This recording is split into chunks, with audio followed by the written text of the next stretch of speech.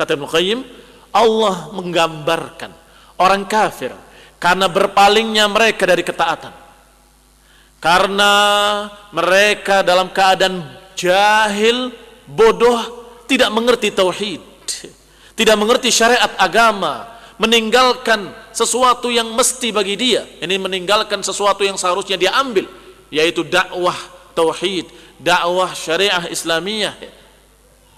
Yang mestinya dia ambil adalah sesuatu yang akan menjadikan Allah ridho kepadanya, yang mestinya dia mengamalkan dengan apa-apa yang membawa kepada keridhaan Allah dan keselamatan dan kebahagiaannya semestinya. Ternyata tidak, ternyata enggak mereka upayakan, enggak mereka ambil. Berarti kata Allah, bimanzilatil mayyit, kedudukannya seperti mayit, seperti bangkai. Betapa hinanya digambarkan seperti bangkai. Amwatun ghairu ahya, mereka bangkai-bangkai berjalan di muka bumi. Itu orang-orang kafir. Amwatun ghairu ahya, mereka mati tidak hidup. Dan mereka dalam keadaan seperti orang-orang yang di dalam kubur, orang-orang yang sudah dikubur, sudah mati dikubur lagi. Sehingga Allah katakan kepada nabinya, wa ma anta bimusmi'in man fil qubur. Wahai Nabi, engkau enggak akan bisa membuat orang mati di kubur tadi mendengar, enggak akan bisa. Padahal ayat ini berbicara tentang Rasulullah yang mendakwahi orang kafir dan orang kafir enggak mau menerima. Maka Allah hibur Rasulnya, sudahlah ya. Kamu enggak akan bisa membuat orang mati mendengar. Engkau enggak akan bisa mendengar, membuat mereka yang dikubur, yang sudah dikubur mendengar, enggak akan bisa. Sudah.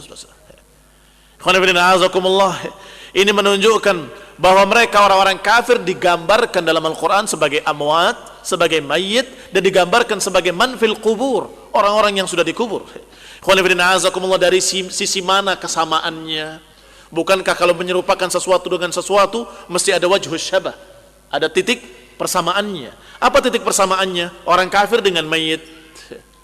Kalau kita lihat mayit, bangkai, tidak akan berupaya untuk mengambil sesuatu yang baik bagi dirinya, itu mayit. Demikian pula orang kafir tidak berupaya untuk mengambil yang baik buat dirinya. Adapun mayit yang harusnya katanya kalau hidup saja dia akan makan dan minum, akan berupaya untuk mencari kehidupan, tetapi si mayit, dasar mayit enggak berupaya apapun. Tidak berusaha untuk makan, tidak berusaha untuk minum, enggak berusaha untuk menghindari bahaya, enggak berupaya untuk menghindari api.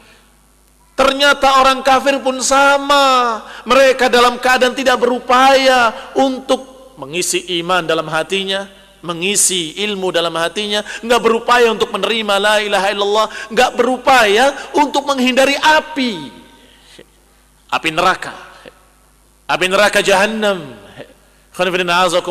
Berarti sama, orang kafir dengan mayit tidak berbeda. Bimanzilatil mayyit alladzi la yanfa' nafsuhu binafi'atin wa la yadfa' anha min makruhin fahadainahu lil Islam.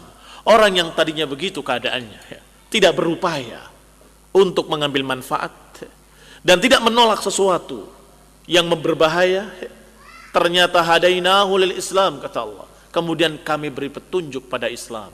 Ini makna fa ahyainahu. Awaman kana mayyitan fa ahyainahu. Apakah yang tadinya mati kemudian kami hidupkan? Ini maknanya. Yang tadinya tidak butuh, yang tadinya merasa demikian, yang tadinya tidak mencari upaya yang baik, tidak menghindari api neraka, ternyata Allah takdirkan dia masuk Islam. Wa an'ashnahu bihi, maka kami jadikan dia hidup dengannya.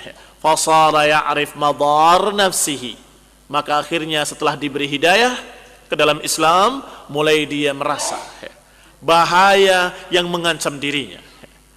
Wa manafi'aha, dan juga melihat mana manfaat-manfaat. Wa ya'mal fi khalasiha, dan kemudian berupaya untuk mencari sesuatu yang menghindarkan dari kejelekan-kejelekan tadi, yaitu iqabihi, balasan Allah Subhanahu wa taala, sukhtillahi taala wa iqabih, yaitu kemurkaan Allah dan balasan dari Allah Subhanahu wa taala. Ini orang yang hidup. Setelah hidup dia tahu, ternyata aku harus menghindar dari kemurkaan Allah. Aku harus menghindar dari azab Allah, dari balasan Allah. Fa absara al-haq, maka dia melihat kebenaran. Ba'da ma'amahu anhu, akhirnya dia bisa melihat kebenaran yang tadinya buta. Wa arafahu ba'da jahlihi bih, dan dia ngerti yang tadinya bodoh. Wattaba'ahu ba'da i'radih, dan mengikuti yang tadinya menghindari. Wa hasala lahu nur, kemudian dia dapatkan cahaya dari Allah Subhanahu wa taala. Wa dhiya, sinar yang terang. Yastadhi'u bihi, yang dia dengan cahaya itu bisa memanfaatkannya. Fayamshi binurihi, maka bisa berjalan dengan cahaya